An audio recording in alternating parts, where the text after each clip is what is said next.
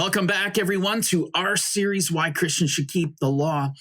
And in our last episode, we broke into the 7th chapter of Mark. And this is where we began to see that the Pharisees have come and they have accused the disciples of Jesus not for breaking the law of God or violating the law of Moses. That isn't the charge. The charge is that they have violated the traditions of the elders. Well, we're going to continue on in this chapter, and we'll circle back. We'll begin at verse 3 again. For the Pharisees and all the Jews do not eat unless they wash their hands in a special way, holding the tradition of the elders. When they come from the marketplace, they do not eat unless they wash. And there are many other things which they have received and hold, like the washing of cups, pitchers, copper vessels, and couches. Then the Pharisees and scribes asked Jesus, "Why do your disciples not walk according to the tradition of the elders, but eat bread with unwashed hands?" And so there's no debate here as to what is the charge. Again, I reiterate the point. We're not talking about the things that God has deemed clean and unclean as far as the creatures which he has made, which can be consumed or must be rejected. Moving to verse 6, he answered and said to them, "Well did Isaiah prophesy of you hypocrites." Now you want to talk about fighting words. Jesus comes vehemently against these Pharisees that are charging his disciples with violating the traditions of the fathers. He actually calls them hypocrites. And we're going to see what he means by that statement, hypocrite. He goes on and says, "As it is written, this people honors me with their lips, but their heart is far from me. In vain they worship me, teaching as doctrines the commandments of men." Now I'm going to tell you what Jesus has just expressed here.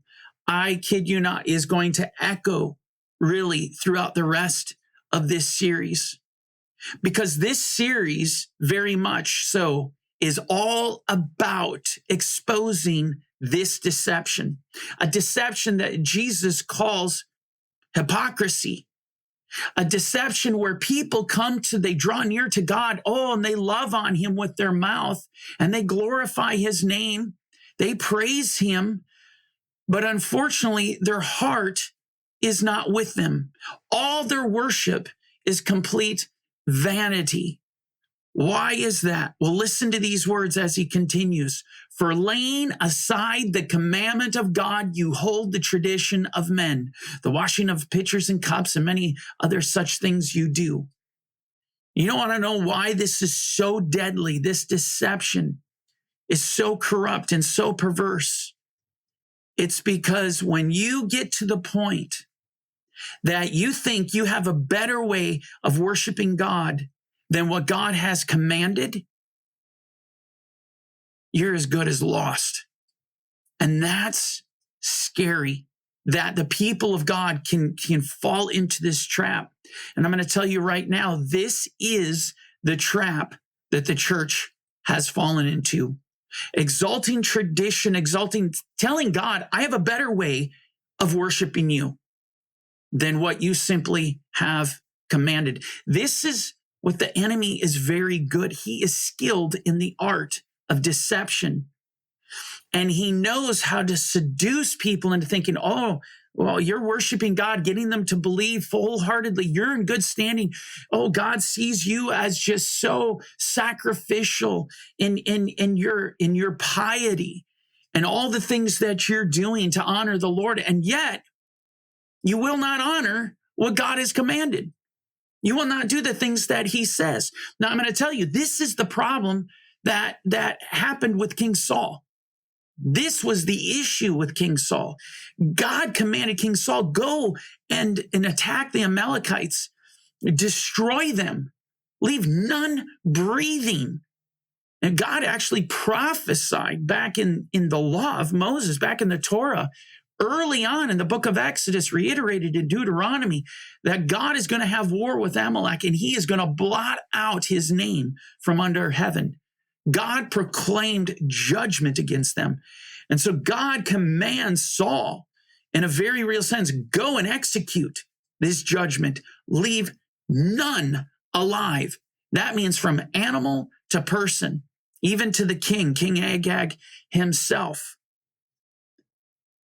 But Saul doesn't do that. Saul spared some of the sheep and oxen to devote to the Lord. And not just some, but the best of the sheep and oxen. See, the people of Israel and Saul saw that they had a better way of worshiping and honoring the Lord than just simply heeding to the commandment. And so Samuel comes to King Saul. And I want to read this to you so you can see this, because this has everything to do with what Jesus is talking about here. We read in 1 Samuel 15:13, then Samuel went to Saul, and Saul said to him, blessed are you of the Lord. I have performed the commandment of the Lord. And I want you to get this. Saul, in his mind, like these Pharisees that would follow him, who are accusing Jesus' disciples of breaking the ranks and the traditions of the fathers, Saul believed he was walking faithfully with the Lord. He believed, I have kept the commandment of the Lord. But then the problem is Samuel, the prophet, says, what then is this bleating of sheep and the lowing of oxen, which I hear? See, these things were supposed to be destroyed. And then Samuel goes on in verse 19, and he says, why then did you not obey the voice of the Lord? Why did you swoop down on the spoil and do evil in the sight of the Lord? It is evil to reject the commandment of God in lieu of seeking to honor the Lord according to your own heart. It's pure evil to not obey him, despite what some would look at. Well, Saul's motive was so good. He just wanted to honor the Lord. You can't honor the Lord at the expense of the commandment of God. You cannot do that. That is, by definition, deception. By definition, hypocrisy. And so going into verse 20 in 1 Samuel 15, Saul said to Samuel, but I have obeyed the voice of the Lord and gone on the mission which the Lord sent me. And I brought back Agag, king of Amalek. I have utterly destroyed the Amalekites. You know what's so scary is this is the second time, Samuel called Saul out for his error. You haven't kept the commandment of God. Saul comes back and argues and says, yes, I have. I have. I've kept the commandment of the Lord. I brought back Agag. Agag was supposed to be killed. And not just that, the best of the sheep and the oxen were supposed to be killed. But here they are, alive. And Saul's trying to get Samuel to understand, don't you understand? We've kept the best of the things to honor the Lord. Saul sees in his mind, we're glorifying God. We're worshiping the Lord.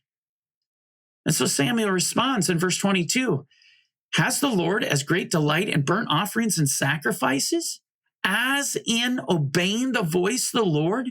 Behold, to obey is better than sacrifice, and to heed than the fat of rams.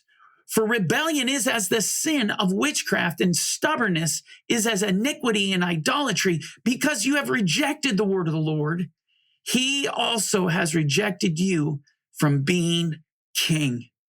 Saul lost everything because he rejected the simple, the plain commandment of God, because he felt he had a better way of honoring the Lord.